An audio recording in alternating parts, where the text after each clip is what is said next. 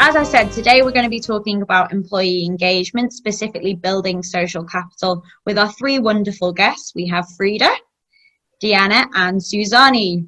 So Suzanne is joining us all the way from South Africa this morning, and it's very, very early in the morning for her. So thank you so much for coming with us. Suzanne is a behavioral research psychologist, but what you may not know about her is she enjoys walks and outdoor adventure and recently took up mountain cycling with her husband. We have Frieda, who is a HR advisor for OPS and Gulf HR. Thank you, Frieda, for joining us. Frieda enjoys hypnotherapy, behavioral psychology, and carting around her kids, as she said herself. And we also have Deanna, who's the CEO of OPS and Gulf HR. Obviously, I really hope that in the call everyone knows who she is. She also enjoys going for hikes on the weekend. Recently has been tackling quite a few mountains, loves outdoor adventure, paddleboarding, and cycling. My name's Sophie. I'm going to be hosting today. I really hope that some of you know who I am. If not, then I'll hopefully get to know you very soon. I'm the marketing coordinator for Gulf HR and OPS, and we've recently created the Gulf HR Insights Lounge, which is what we're doing today, we're creating a really lovely HR community where everyone can come together, share their insights onto topics that everyone's interested in, and create this really lovely community of HR professionals. Okay, so just to get started, if everyone can mute their microphones, except for our lovely guests. If you have any questions throughout, please do ask them. Just pop them in the chat and I will ask them to our guests as we go through. Okay, so to start, first question. Now, employee engagement, like I said, is such a huge topic and is different to everybody depending on what country or what region you're in. So I'd like to ask our guests how they would define employee engagement. Frieda, if we'd like to start with you, how would you define employee engagement? I like to look at one element of employment engagement and focus on that, and that is aligning your personal values with the values of the business. So, because you don't have to align all your personal values with the value of the business, but there must be some alignment. So, for example, if your value is that I want to learn and I want to live and work on the cutting edge of technology, and you work for a design house, and you get the best tools that is available in the world, and you work on the cutting edge of technology, then nothing else matters to you as much, because your main value has been satisfied, and that is your work value, and that is what you want to drive yourself forward, and that will create the engagement. Then there will have to be something very against your other values for you to disengage from the environment. So there must be some strong element that that is linked to your values that will help you to really and truly engage with the organization. But if your value is you want to look after people and you want to ensure that people's health are growing and that they are not damaged by anything else, and you work for a cigarette company, it's going to be very, very hard for the company to create any value or any form of engagement that will allow the individual to connect to the company and to truly engage with what they're doing.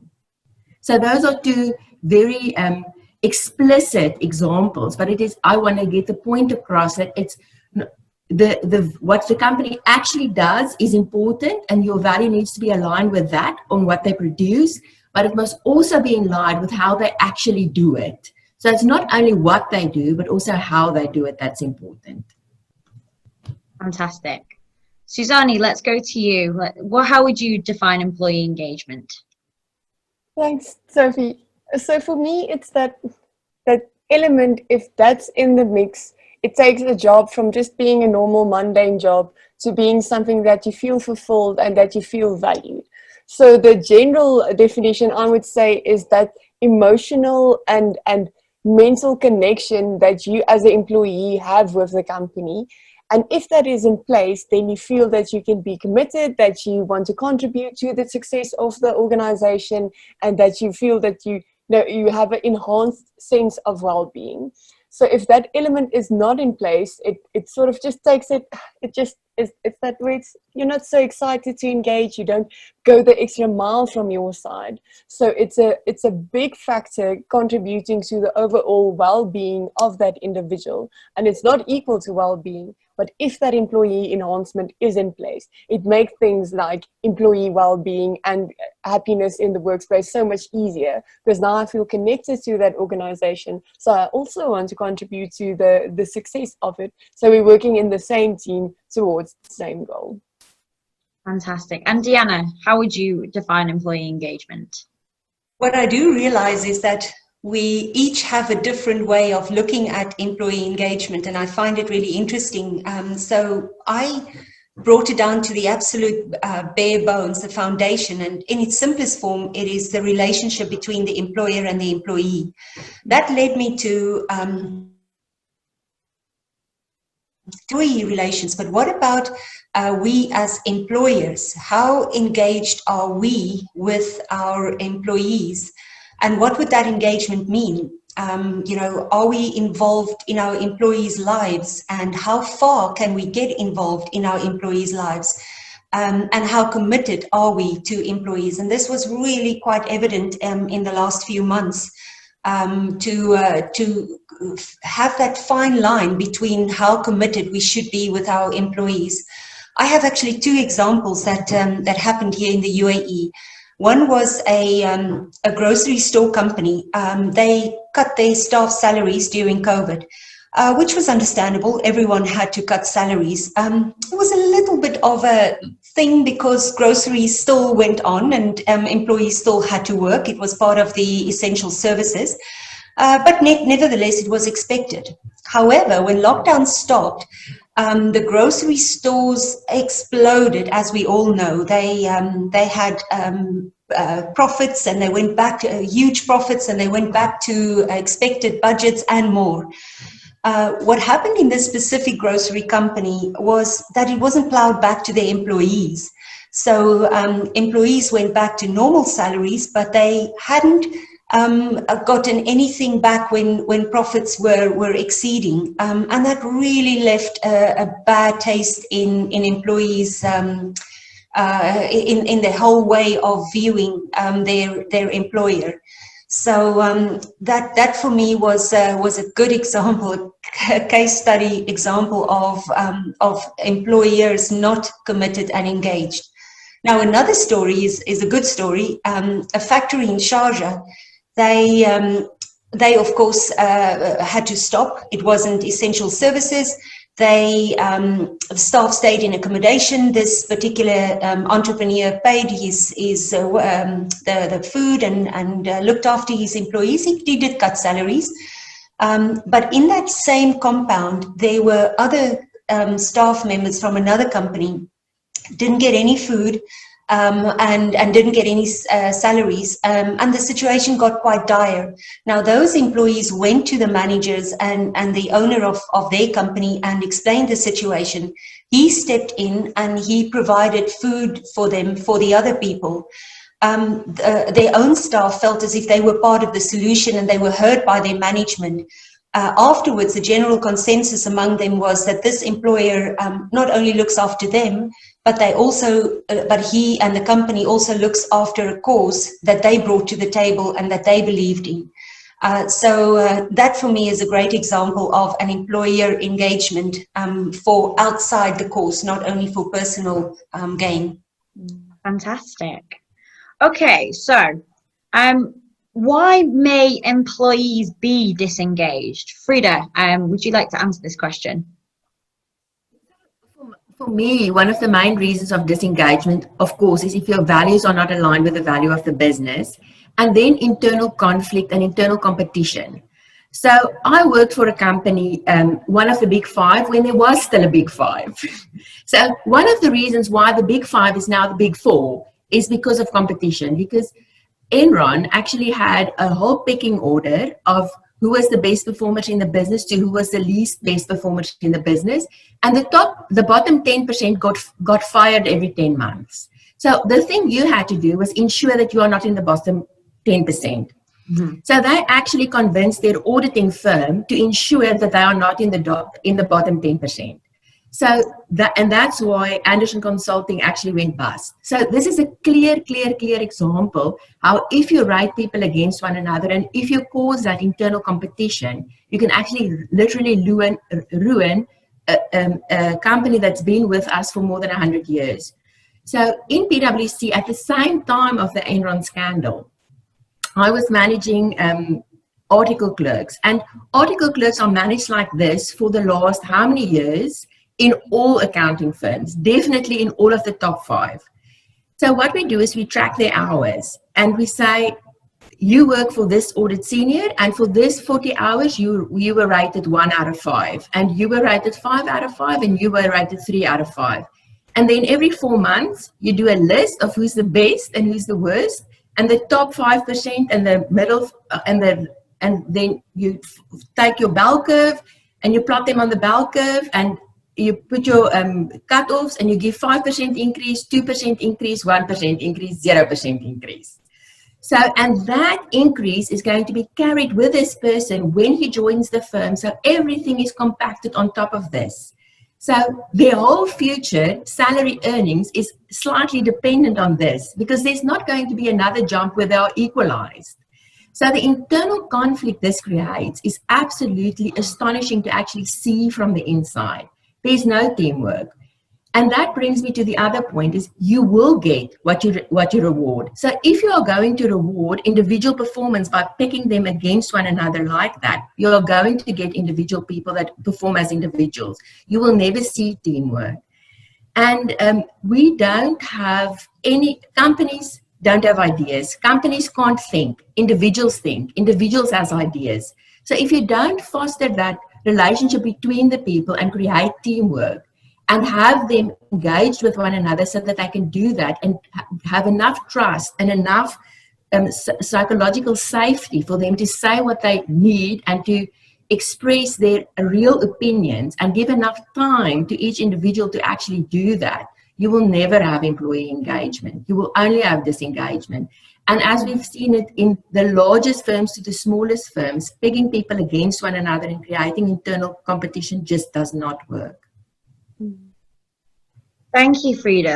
That was fantastic. And Suzanne, what is your opinion on the question? Why employees may be disengaged? Disengaged. So if we just look at what work disengagement actually means, it's if that individual, they withdraw emotionally and cognitively. So they say, you know what? I'm not going to give more of myself. I'm just going to do the bare minimum to at least remain employed, so to not be exited from the company. But it's that I don't have the capacity, or I don't have the interest or the motivation to give more of myself. So it can either be from the start of my journey with that company, or it can be a systematic thing where throughout the years I say, but listen, I'm not being valued, I'm not being respected, I'm not having the opportunities, I'm not being motivated internally, so why should I be giving more of myself? And I've experienced this, especially during this turbulent time the world was in.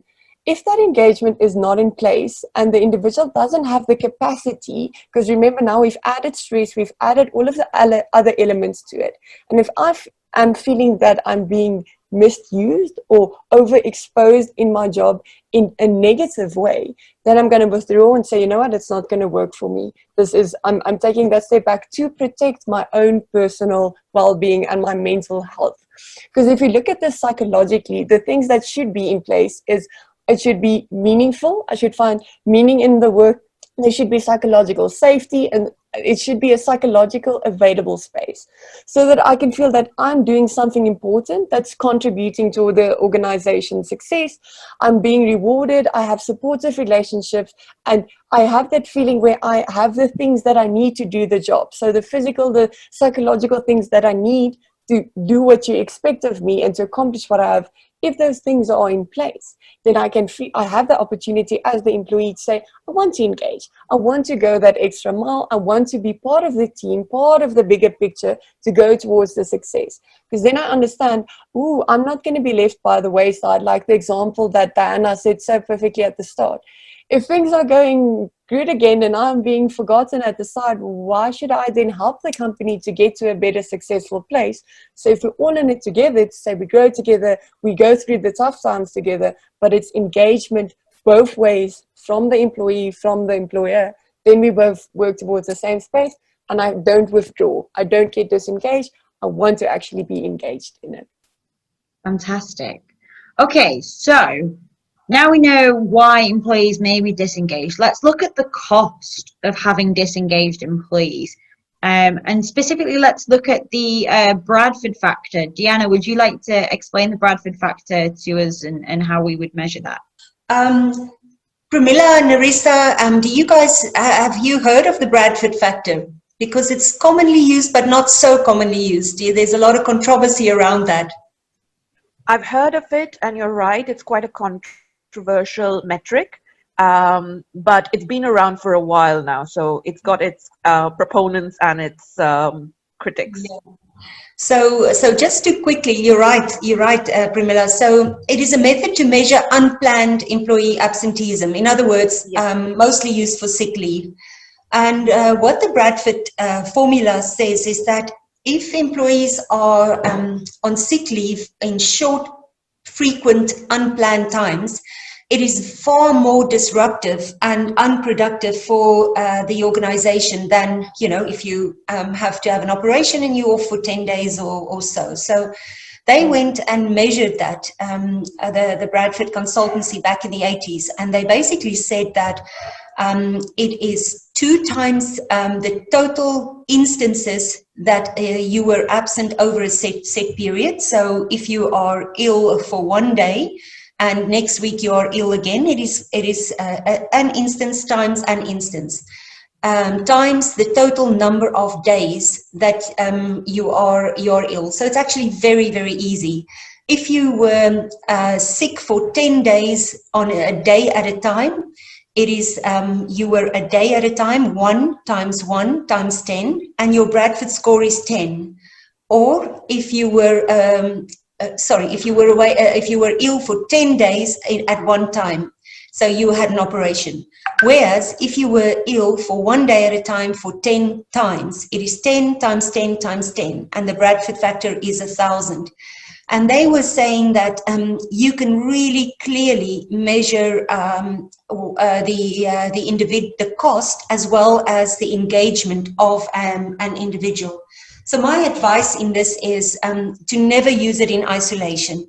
The Bradford factor is great as a contributing factor for you to determine how engaged your employees are, or when you need to determine cost for the company.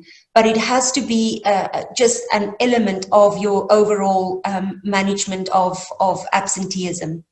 I'd like to know if any of you have interest in using the Bradford factor, or whether you're considering something like that as part of your whole absenteeism management. I've come across it, never used it, but we do try and manage absenteeism more as a dialogue. I think, you know, absenteeism, it also depends on the part of the world you come from and how you view sick leave. For example, in some parts of Asia, sick leave is considered just another entitlement on top of your annual leave. It's leave to be taken there at your disposal, rather than something that you use when you're not feeling well to kind of mend yourself. So we use it more to have a dialogue around that and to understand if there's underlying health conditions, etc. Because I find that sometimes the Bradford factor can be quite clinical. It's a score. And then what do you do with that score? Are you going to manage the employee in some way? I feel it could be sometimes more detrimental, rather than speaking to the employee and understanding and getting to know what's causing the absenteeism. It might put someone on the back foot and defensive about it and make it feel like they're being scored and demotivate people in the end. So we try and use those conversations to kind of get people talking about their health, understanding, you know, why sick leave is in place, and hopefully trying to turn that around rather than make it feel like they're being sort of scored, and that has an implication on them for some reason. So Yeah, I agree with you, Premila. So the Bradford factor could maybe at the most highlight those things so that there can be a conversation with employees on this. But I fully agree with you to actually use that as a judgment, and for employees to see is bound to have employee disengagement rather to only use that. Yes. Good. Fantastic. Okay, and Deanna, what other, as well as the Bradford factor, obviously you mentioned this, it should be used in conjunction with your other analytics that you're looking at. What specifically should we be looking for when we need to spot employee disengagement when we're looking at our analytics through whatever way we use them? Yeah, so Sophie's going to make available a 50 HR analytic cheat sheet that can help us quite a bit. And I pulled a few of those out that specifically relates to engagement. A few of those are very obvious. Absence rate, I think all of us know, it's your number of absence days divided by the total number of working days. That can be interval based. You can have it in specific departments, in specific categories, and start analyzing that. We are also with Golf HR getting to have those absence metrics on the dashboard. Then you can have your turnover rates, voluntary or your total turnover rates. I want to mention here, so if you work on a turnover rate, there's always been a debate as to what your headcount should be when you do your employee headcount. So voluntary is resignations divided by employee headcount. And then you think, okay, well, when is this employee headcount? At the beginning or at the end or during or average or whatever? So the Human Resource Management ISO, there is one available, started in 2018, the ISO 30414, Guidelines for Internal and External Human Capital Reporting, actually advises that it should be at the beginning of a period. So that's just a little bit of a heads up. Then you can use average length of service.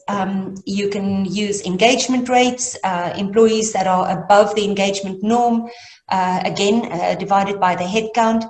There's quite a few metrics that one can use. My top tips here is that build a selection of measurement tools for you. Never look at a single measurement. You are going to be dead in the water because you're going to have biases in your tools. And measure over time. Don't do it for a specific interval. Really get your stats year to date, compare it to the previous year, and tools like your HRMS should help with that. And then whatever formula you decide, stick to it. Don't use beginning of a period, then middle of the period, then the others, because you're obviously going to get biases for that. And now, the last thing I want to say is there's no one size fits all. And I think this is why for us as HRMS providers, our HR community wants a tool. They say, give me my metrics, but you can't really do that. It is really dependent on the organization and where they are. So part of our value in HR is really to work with the HRMS provider to build metric that makes sense for each one's own organization. I can talk a lot more, Sophie, but I'm going to stop at this point. Okay, fantastic. Thank you, Deanna. As Deanna said, I will be sharing any of the tools that we talked about in this event, including the analytics cheat sheet that Deanna mentioned and the Kahoot that we did at the beginning, and a few more that we have yet to come. Okay, so moving on. How do we get the best out of our workforce? How do we really kind of help them excel the best that they can? Suzanne, would you like to take this one? Sure. Can I jump in and share my screen? Are we at that stage? Perfect. Yes. Great. Yes, we are. Okay. So ladies and gentlemen, what I want to show you at this stage is it's a worksheet that works specifically with the habits of the individual or the patterns in their behaviors. So it measures their unique intensities to say, how do they prefer to do things? So the good thing is that there isn't a good or a right answer. You can't fail or pass or get a perfect score or something like that. The purpose of the worksheet itself is to say, but what is your preference and what are your unique intensities?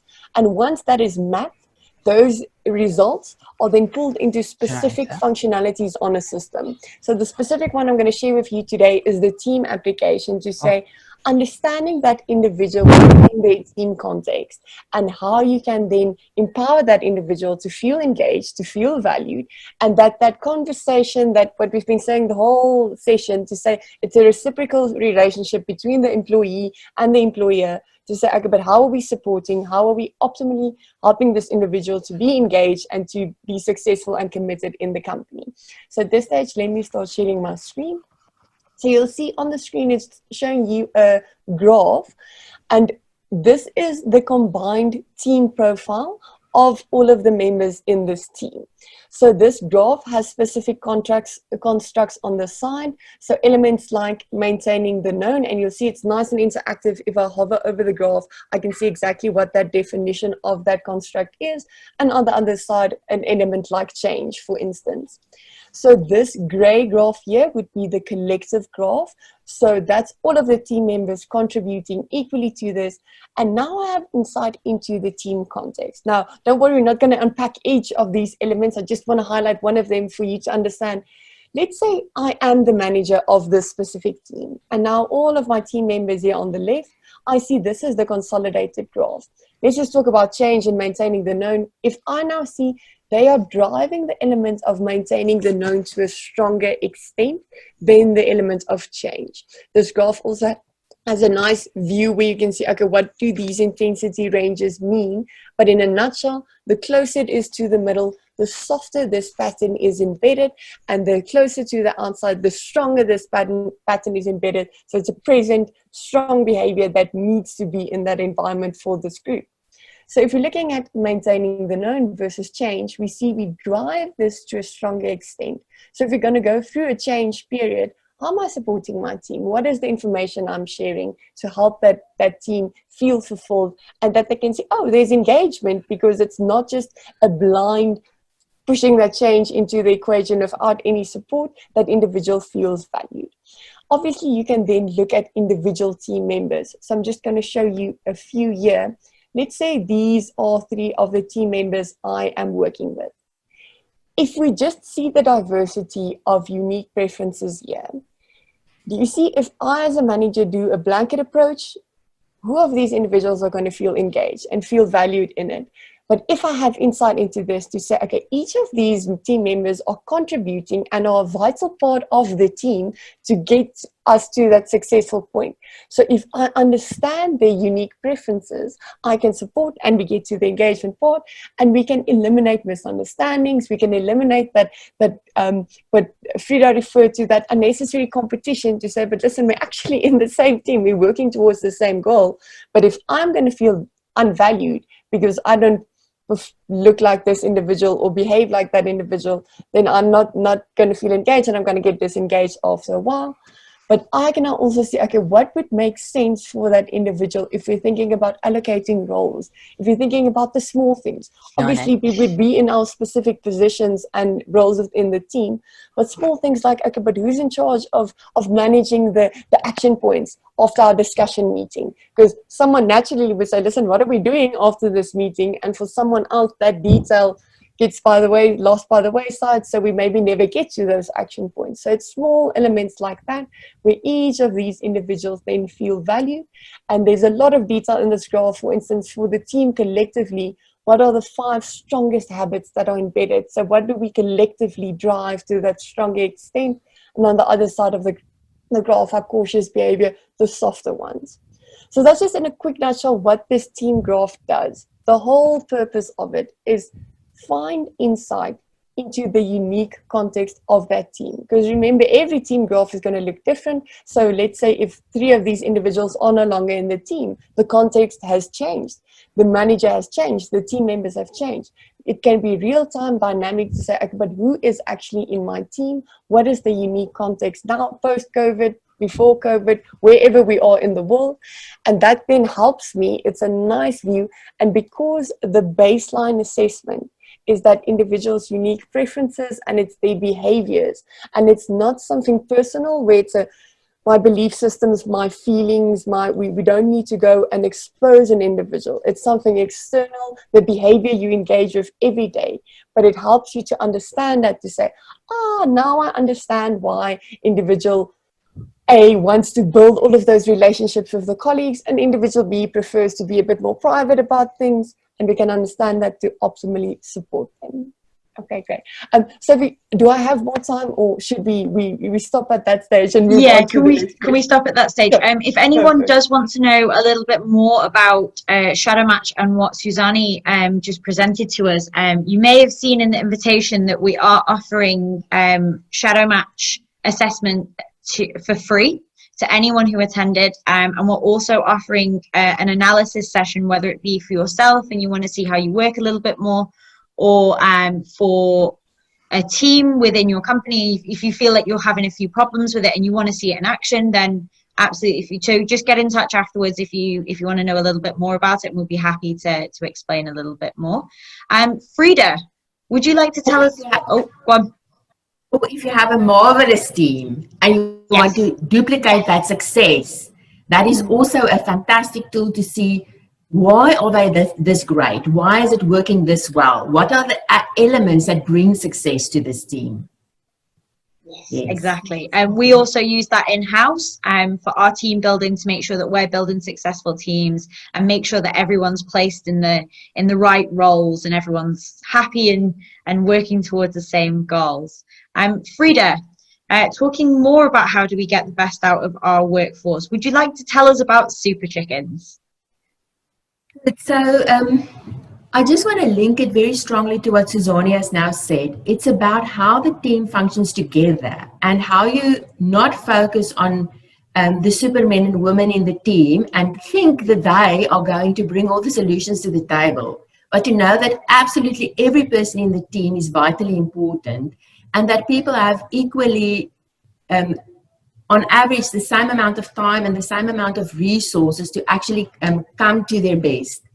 So Dr. William Muir did an experiment on chickens. He was a biologist, and his aim was to create chickens that would lay more eggs than the average chickens. So he went and studied chickens, and he said, okay, great. These are the chickens that's an average flock. They produce an average amount of eggs, and they have average habits, and we will put them in an average pen, and we will see how they survive. And he gave them 6 generations to multiply and produce eggs, and he only kept the average chickens in the group. And then he had a super flock. So he chose the chickens who laid the most eggs, and he had all those hens in the same pen. And after each generation, he took out all the average chickens and all the weaker chickens, and he only kept the super chickens that was laying the most eggs. And after 6 generations, he went back, and he went to the average flock, the control group, and he saw they are fat, they are healthy, they're actually producing more eggs because they're actually in the same grouping, and they're actually together, and they're actually monitored on a regular basis. So they're actually doing exceptionally well. And then he went to the super flock, and guess what? There was only 3 left because they literally pecked each other to death. So if you look at that scenario, and when people hear that, they say, oh, that's my company, or oh, that's my country.